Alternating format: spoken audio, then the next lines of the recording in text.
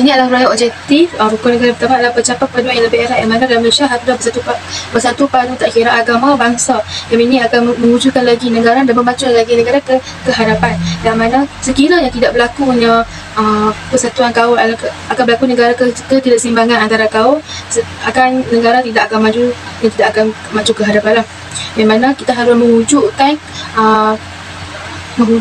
semangat kesetiaan dan cinta kepada negara tak kira kaum dan agama di negara Malaysia. Ini adalah prinsip atau kanun dari rukun negara. Yang pertama, kepercayaan kepada Tuhan. Adalah prinsip ini menggambarkan bahawa kehidupan beragama merupakan prinsip penting dalam kehidupan di negara kita, yang mana kepercayaan setiap agama masing-masing. Yang kedua adalah kesetiaan kepada raja negara. Ini yang penting adalah negara kita, raja dan negara mempunyai kaitan dengan rapat, yang mana negara kita menggambarkan sistem demokrasi dan berparlimen dan raja pemerintahan. Ini adalah prinsip kesetiaan dan ketaatan kepada raja dan negara yang menjadi unsur penting dalam soal kewarganegaraan di dalam negara ini. Yang ketiga adalah keluhuran perlembagaan, yang mana Perlembagaan Malaysia dikenali sebagai perlembagaan persekutu. Prinsip keluhuran ini adalah bermaksud ketinggian dan keagungan undang-undang itu sendiri. Perlembagaan menjadi asas penting untuk menjaminkan keadilan, kesepakatan, kepentingan bersama kerajaan persekutuan dan raja negeri.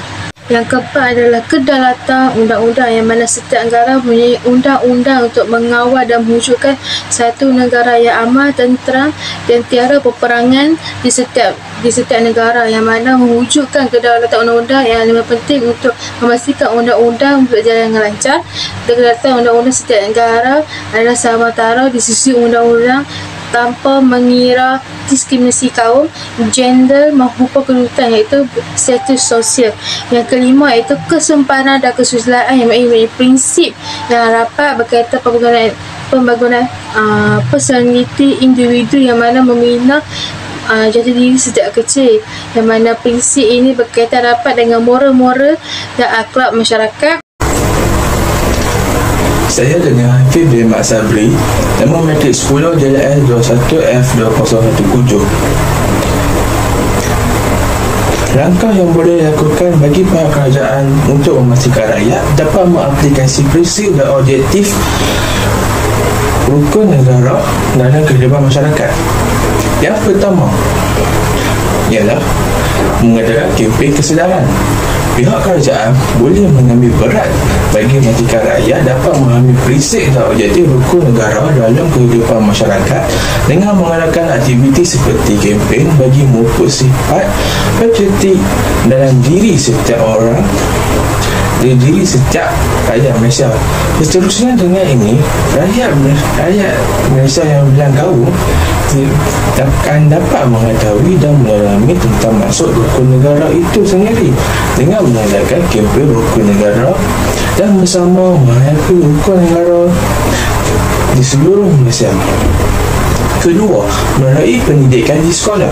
Di sekolah, para guru boleh menyampaikan prinsip dan objektif rukun negara dalam kehidupan masyarakat pada murid-murid melalui penerapan prinsip rukun negara dalam mata pelajaran pendidikan sivik dan warga kelembagaan, dan juga pendidikan moral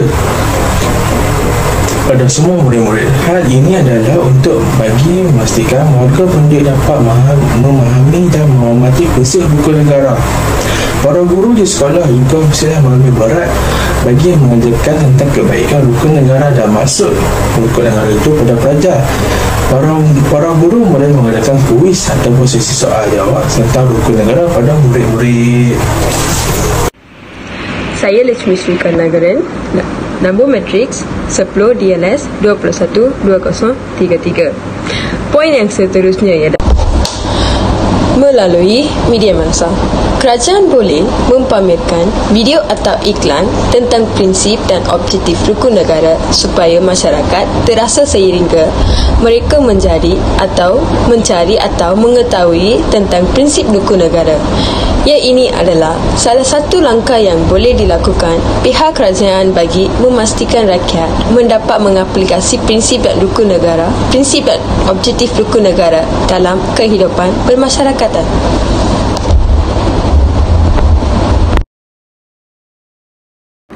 Selamat sejahtera kepada semua. Nama saya Pavitra Ana Perempuan Kanisa. Nombor matrik saya 10 DLS F2073. Tajuk kami adalah rukun negara.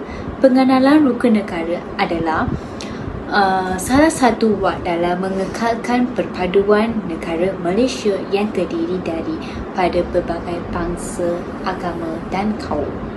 Kebagaian dan perbezaan adalah salah satu punca perkaduan dan pencakaan yang mudah menjadi sesama sendiri dalam kalangan rakyat Malaysia. Hal ini berikutan sejarah hitam yang pernah melanda Malaysia, iaitu peristiwa 13 Mei 1969 di dalam timbul perbelaan antara kaum. Jadi adanya institusi penumbuhan rukun negara membolehkan rakyat untuk kekal hidup dalam keadaan aman dan damai. Seterusnya, 3 tindakan atau perbuatan yang dianggap melanggar prinsip-prinsip rukun negara berserta contoh. Saya terdapat 3. Yang pertama, pergaduan. Pergaduan berlaku membezakan kewargaan seseorang atas alasan agama, seperti mengejek mereka dari segi kulit warna, hitam, putih dan sebagainya. Yang kedua, menghina agama dari segi cara-cara mereka bersembayang, contoh mengejek mereka sembayang, cara-cara mereka bersembayang. Yang ketiga, menghina institusi negara. Setiap warga negara tidak menumpukan sepenuh taat setia kepada raja dan negara, seperti tidak mengikut undang-undang mereka, menghalang dan sebagainya. Itu je daripada saya. Poin seterusnya tentang adalah tindakan atau perbuatan yang dianggap melanggar prinsip rukun negara, iaitu merendahkan agama lain. Kita dilarang untuk menghinakan agama lain. Kita perlulah menghormati bangsa agama lain. Contohnya, kita tidak mengganggukan mereka semasa menjalankan aktiviti peribad mereka. Kita perlu menghormati adat mereka.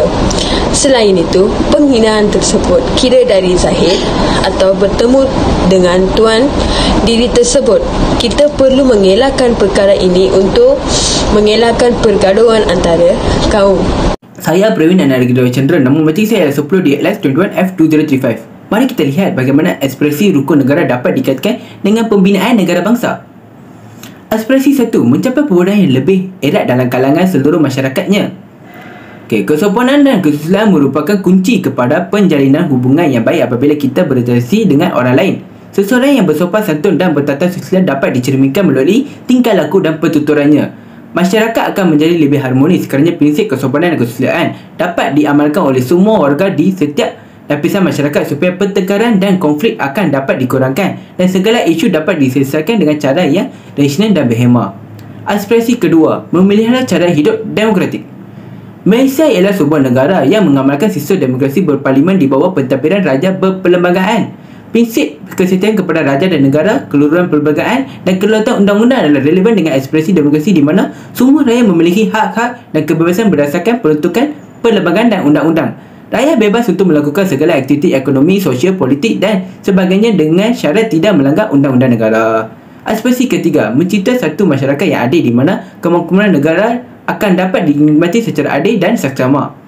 Ekspresi masyarakat yang adil akan wujud apabila semua rakyat diberikan peluang yang sama untuk menikmati kemakmuran dan kekayaan negara. Semua rakyat harus diberi peluang yang sama untuk menerima kebajikan, mendapatkan pendidikan, perlindungan undang-undang dan mengamalkan adat resam dan sebagainya. Ketidakadilan boleh mengundang rasa tidak puas hati dan kemarahan daripada golongan yang terpinggir. Kesimpulannya, rukun negara yang terdiri daripada 5 cita-cita dan 5 prinsip masih relevan kepada pembangunan negara Malaysia. Ianya masih menjadi panduan kepada agensi kerajaan dan pengumpulan dasar-dasar dan perangkalan undang-undang pada zaman kini. Ekspresi dan prinsip-prinsip ini wajib diingati oleh semua rakyat Malaysia dan diterapkan dalam kehidupan keseharian. Sekian, terima kasih.